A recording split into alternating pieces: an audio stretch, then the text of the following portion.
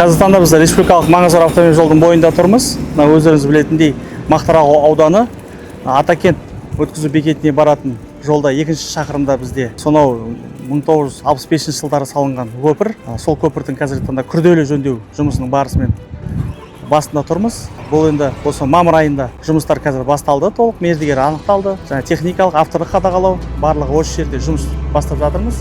Бұл енді жұмыстың басында өз дайындық жұмыстары бар. Өздеріңіз білетіндей, бұл жерде жаңағы коммуникация ауылдың іші болғандықтан, бұл жерде газ құбырлары, телекоммуникация, связьдар бар, солардың переностарымен қазіргі таңда жұмыстары толық аяқталды. Және де ескі көпірдің пролетный строение, жүру балкілері, солардың бәрін толық алдық қазіргі таңда.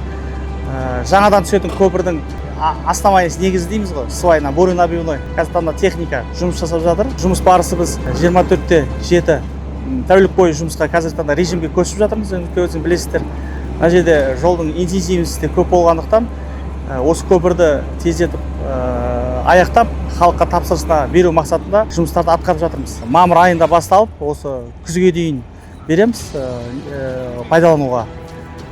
Жалпы құрылыс жүру уақыты өзі 5 ай болып анықталған. Қазіргі таңда енді бетон, арматура, оларды құю жұмыстары, барлығы осы жергілікті материал, кассодержание бізде 100% қамтамасыз етіп тұрмыз. Жергілікті халық жұмыспен қамтамасыз етілген, мердігер, осы Түркістан облысының мердігері жұмыс атқарып жатыр қазіргі таңда.